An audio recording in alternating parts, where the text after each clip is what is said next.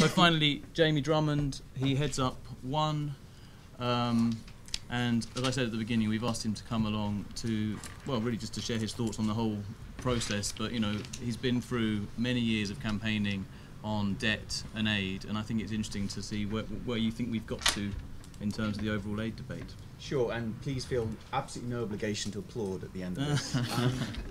One sounds like it stands for everything.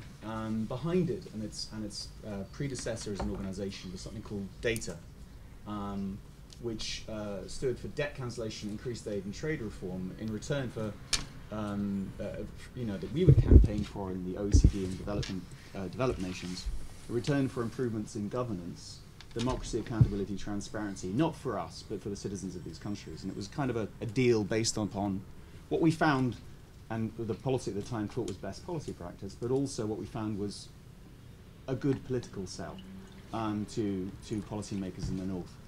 So we've sort of been working in this field of trying to sell these slightly more complicated and nerdier parts of development to the public for quite a long time. And I say that advisedly because a lot of this is, the public might say, some of the nerdy, boring backwaters of development, but I'd say all of us who work in it think it's the most important of all. And I'd like us to try and use the next few years through to the deadline and the goal line of the Millennium Goals to put transparency and accountability and results at the heart of what the development goals were all about.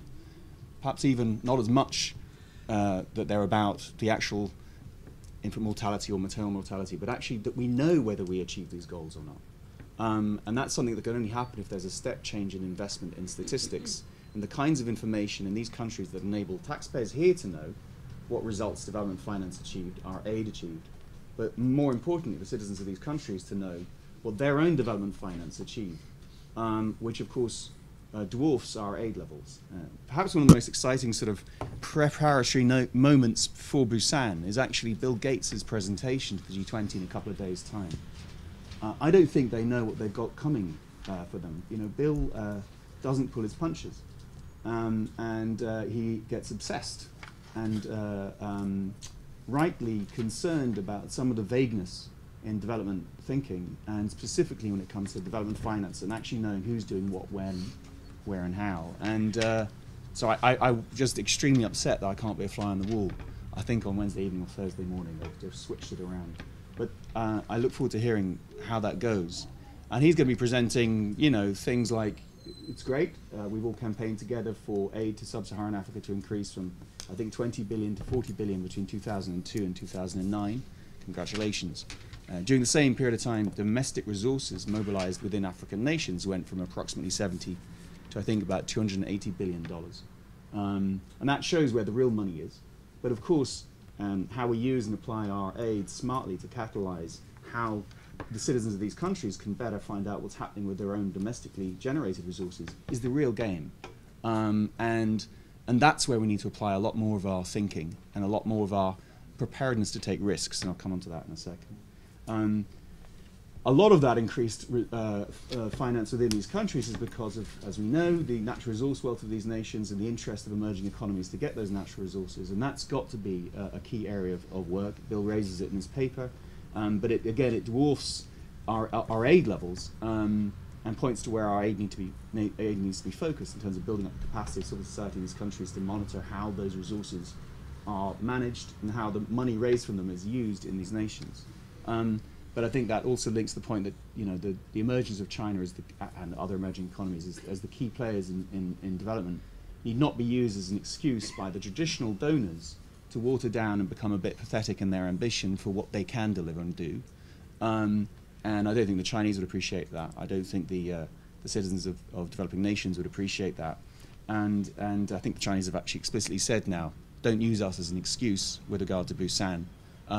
And they can be engaged in the dialogue in the preamble without their engagement having to water down our ambitions in other parts of the paper. A worrying, perhaps, part of the outcomes document, which has been watered down, which I'm sure you all know, is around transparency, which has been degraded from what it should be a principle and an action to just an action. And within that, we want to see IATI be much more explicitly pulled out, and everyone should ratify and be implementing that fully by 2015. On accountability, that there need to be independent and transparent frameworks for monitoring at national and global levels, and perhaps something that's worrying in some of the ways DFID's thinking about results is getting applied is a wariness of investing in some of the stuff that doesn't deliver results in the shorter term, but in fact will deliver the best results over the medium or longer term. For example, investing more in governance and civil society strengthening. And if there is any tendency to not invest as much as we should be in that because of a focus on results, that would be a travesty. Getting results in the long term will be dependent upon increased investments in that area. So that needs, I think, a bit of looking at. In this country, I think we should be a bit more bullish about having a mature, grown-up debate about aid and about the public's engagement on it. I think there's quite a lot of confusion about this issue. Some people who are senior policymakers in development think that we should try and get away with 0.7 on the sly. You know, it's happening, but let's not really talk about how much money it's going to involve.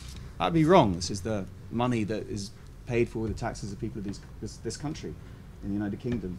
It's going to be a £3 billion increase in the next 15 months while everything else is being cut.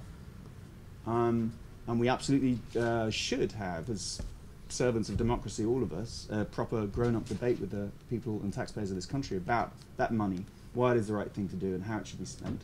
And if you think about that £3 billion and how it could be leveraged with other countries, now I'm not pretending everyone in the whole world is going to also join us in 0.7 in the next 15 months across Europe. That's not going to happen. But if we do use it smartly and sensibly in this catalytic way, I think we can leverage more money, but more importantly, more results from other countries, some donors, mainly emerging economies, and above all from these countries themselves.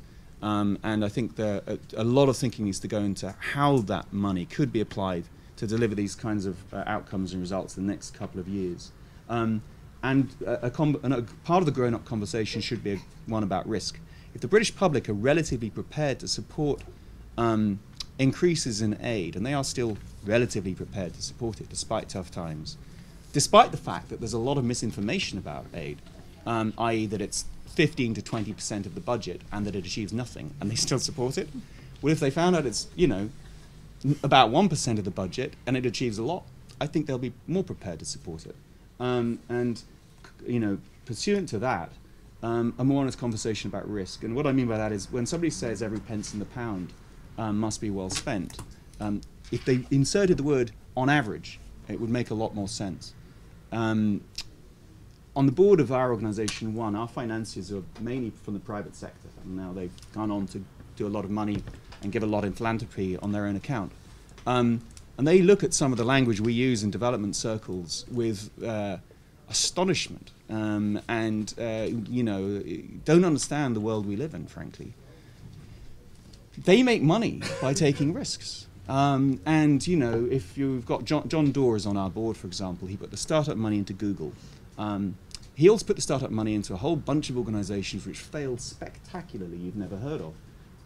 That sort of thing happens all the time in the private sector. But on average, his money has been very well spent.